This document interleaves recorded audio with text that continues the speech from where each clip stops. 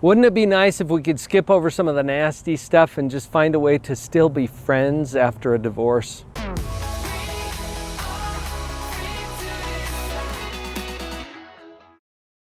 Let's start off with a disclaimer, because the word friends, that kind of implies some buy-in or some mutual connection. So how to be friends after a divorce? Maybe that's going to work, maybe it's not. And you may not have a willing other party here to work with. I don't know where your ex stands on this. So let's just start with that disclaimer and recognize that we may or may not get the buy-in, and that's okay. Because we're going to focus on what we can do personally, what you can do, regardless of what your ex does. First of all, a little bit of experience that I've had here. 13 years, child custody evaluations for the court. I've gotten involved with some of the nastiest divorces you can think of, where people are just bitter and angry and all this nasty, caustic, vitriolic stuff going back and forth between them. So when I think of how do you be friends after a divorce, I'm going to the complete opposite, where there's some peace and some tranquility, okay? Again, acknowledging that you don't control the other party.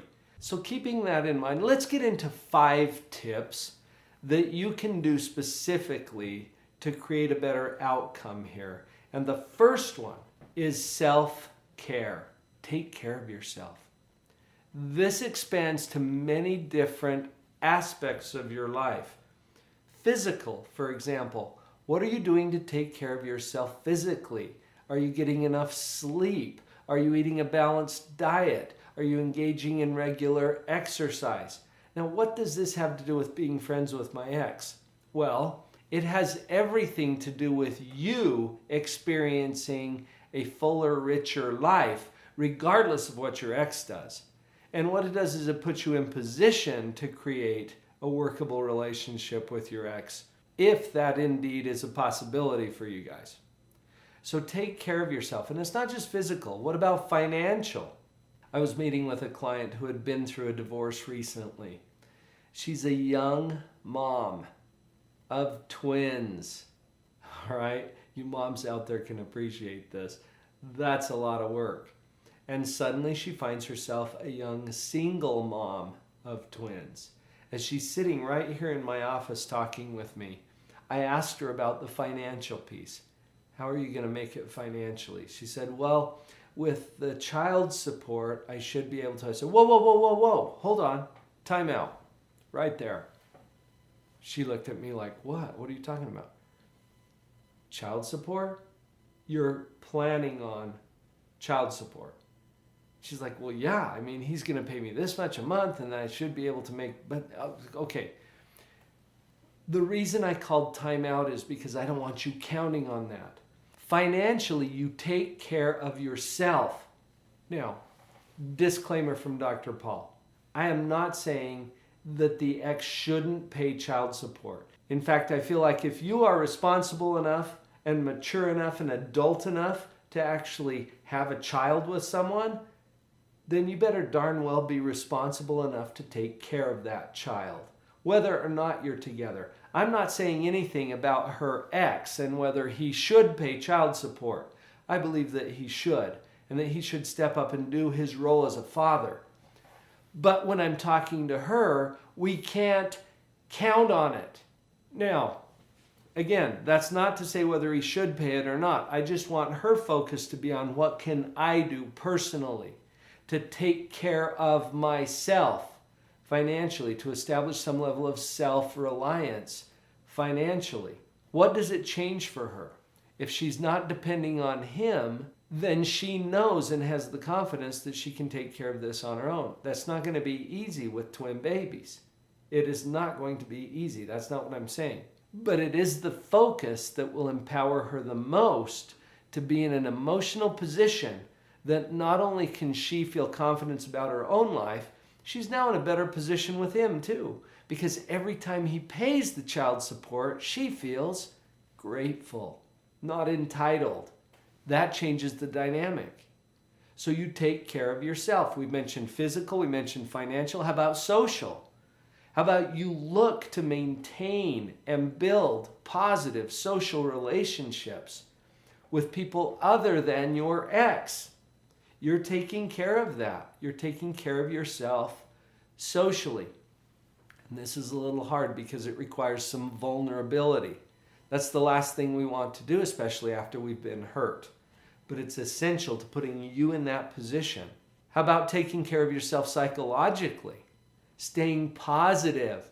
Oh, we got some other videos here on the channel about how to stay positive no matter what. Brush up on that so that you don't get sucked into negativity. This is what I mean by take care of yourself.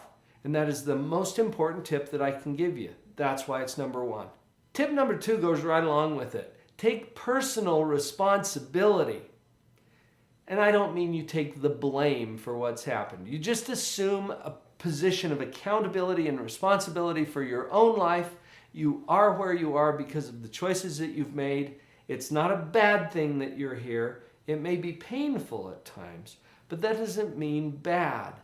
So you take personal responsibility for your life, for where you go after this. The very best thing that you can do is create a beautiful life with what you have from where you are. Live your life well and stay out of that nasty, pesky victim mode that's so easy to slip into when we've been hurt. Tip number three, stick to principle. Stick to your principles of integrity and commitment to doing the right things for the right reasons. I mention this because divorce brings out the worst in people. I'm not saying that because divorce is a bad thing. Sometimes it just happens. You didn't plan on it, but it tends to bring out the worst in people. Things like anger and bitterness and resentment. Well, guess what? Those things don't tend to build positive relationships. Big surprise, right? So when I say stick to principle, you stick to the principles that allow you to create a positive life with what you have from where you are. And don't get sucked into the negativity that is so common when people divorce. That brings us to tip number 4, which is actually one of the principles, and that is forgiveness. Forgiveness is not saying that what happened was okay. Forgiveness is not laying down and becoming a doormat for everyone to trample on. Forgiveness, one way to think about this is giving up your need for a better past. What if you could do that? Forgiveness is letting go of the bitterness that might cause you to abandon your principles, like we talked about in tip number 3. Forgiveness is your way of reframing this experience in a way that allows you to take it less personally, assume full responsibility for how you feel, and to move forward and create a hero story. A story that features you as the inspiring, powerful, amazing hero that you are. You'll notice as we get into these tips that it all has to do with you and what you're capable of doing with or without the input of your ex. It puts you in the best position possible to have the healthiest relationships possible with your ex, with everyone else in your world. Let's go to the 5th one. Tip number 5 is to choose love. I think we always have a choice. And I think that every interaction we have with another person, whether it's our ex or someone else, has to fall on one side or the other. There is no neutral option. I think every interaction will be either love or hate. And can you see in a divorce situation it's easy to choose hate? That's where a lot of the world goes with this. See it as a choice and consciously choose love, which means that you assume the best about that person and about their motives. Since you don't know, take the position that they are doing the best that they know how to do with what they have from where they are. Assume the best. Practice humility, which means that you get rid of that destructive pride that has you knowing that you're right about everything. Knowing that we're right has us treating each other terribly.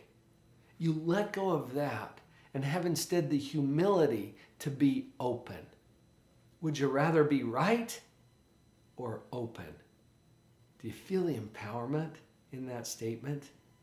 And then the other element to choosing love is that you look for and find and innovate and create ways to uplift and build and add value, as opposed to the destructive tendency that we get into sometimes when we're looking for ways to cut down or to argue with or to oppose or fight against something. Instead, we're using that creative power that we have to build up and edify and enrich.